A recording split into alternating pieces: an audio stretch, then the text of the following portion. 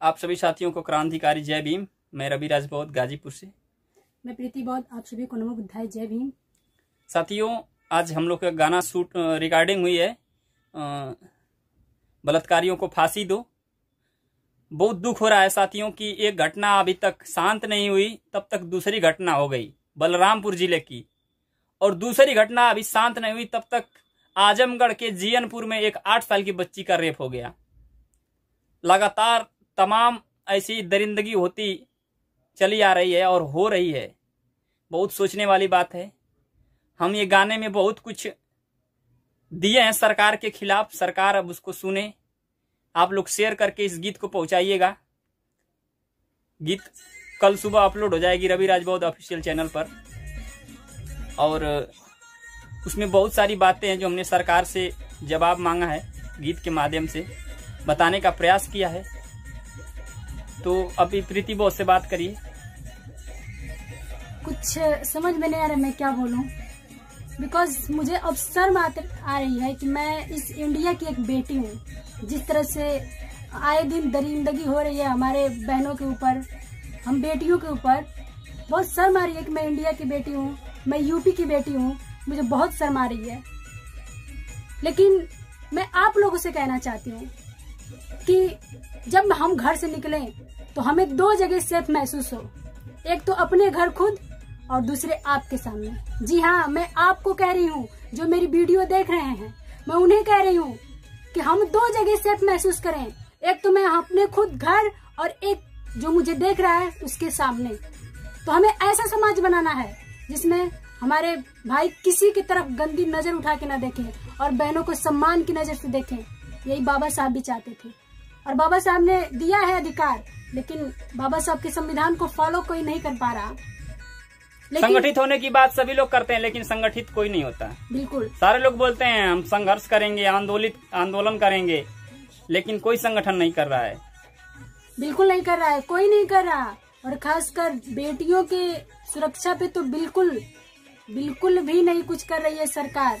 ये मैं इस सरकार को क्या बोलूं, मैं तो, मेरा बहुत दिमाग खराब हो रहा है जब मैं आए दिन डेली इस न्यूज को सुनती हूँ। यहाँ ऐसे हुआ, यहाँ बेटियों के साथ ऐसे हुआ।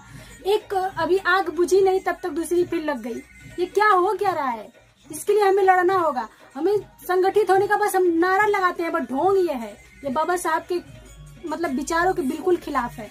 हम बस ढोंग कर रहे हैं, ये नारा लगा रहे हैं कि शिक्षित बन रहे हैं, संगठित बन रहे हैं, संघर्ष कर रहे हैं। कुछ नहीं कर रहे हैं। हमारे समाज के लोग कुछ भी नहीं कर पा रहे हैं। संगठित हैं? कौन कहता है कि आप संगठित हैं? आप दूसरों के प्रति, अपने ही समाज के दूसरों के प्रति आप द्वेष भावना मन में रखें। कहाँ संगठित हैं आप? कोई संगठित नहीं है। इसलिए बनना होगा संगठित। अगर आप लोग अपने अधिकारों के लिए लड़ना चाहते हैं तो आपको सबसे पहले संगठित बनना होगा, और संगठित बनने के बाद ही आपको आपका हक मिलेगा। देखिए साथियों, प्रीति बौद्ध ने आज एक बहुत बड़ी बात कह दी अभी कि बेटियां 2 जगह सुरक्षित महसूस करनी चाहिए। अपने आप को ऐसा समाज बनाना है, एक तो अपने घर पे और एक आपके साथ।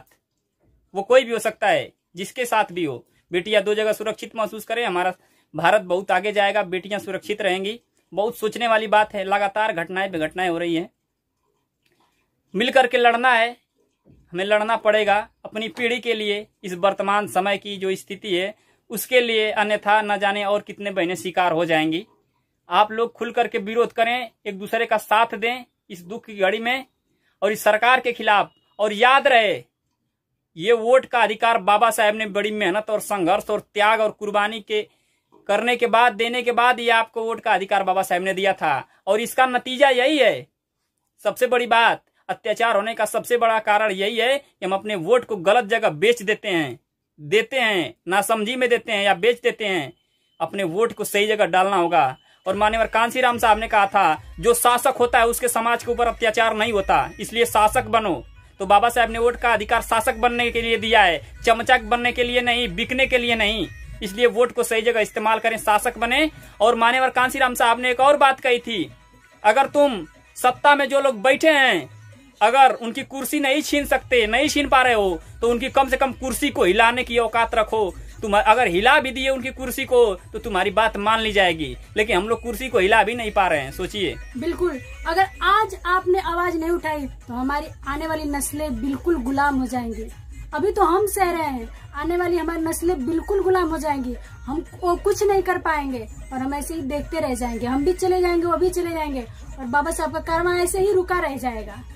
इसलिए और ये बलात्कारियों को तो मैं कहना चाहती हूँ कि सरकार से मांग हो कि बलात्कारियों को तुरंत बीच चौराहे पे गोली मारी जाए, तब दहशत होगी, तब शायद कोई भी। सबसे बड़ी कमी हमारे सरकार की है। बिल्कुल, कोर्ट में जाता है मामला, कोर्ट में मुकदमा, ये करो वो करो, FIR, वकील लास्ट में पैसा दे करके लड़ करके छुड़वा लेता है, कोई कार्रवाई नहीं होती। तक चलता रहेगा, फिर बरी होके चला आएगा। क्या मतलब है? फिर सोचेगा कि हम 2-4 साल जेल रहेंगे, अगला उसके बाद फिर देख करके करेगा। और ऑन द स्पॉट एकदम मौके पर ही इनको पकड़ने के बाद फांसी पे लटका दिया जाए, सर काट दिया जाए, इसके बाद तुरंत देखिए हत्याएं कम हो जाएंगी, दरिंदगी बंद हो जाएगी। लेकिन और इसी की मांग हमें करनी है कि बलात्कारियों को तुरंत मौके पर फांसी दो, गला काट दो, तुरंत मार दिया जाए। बहुत बहुत धन्यवाद। आप लोग वीडियो को शेयर करिए। गाना हमारा आएगा जल्दी रवि राजपूत ऑफिशियल पर, उसको सुनिए और शेयर करिए। जय भीम। जय भीम।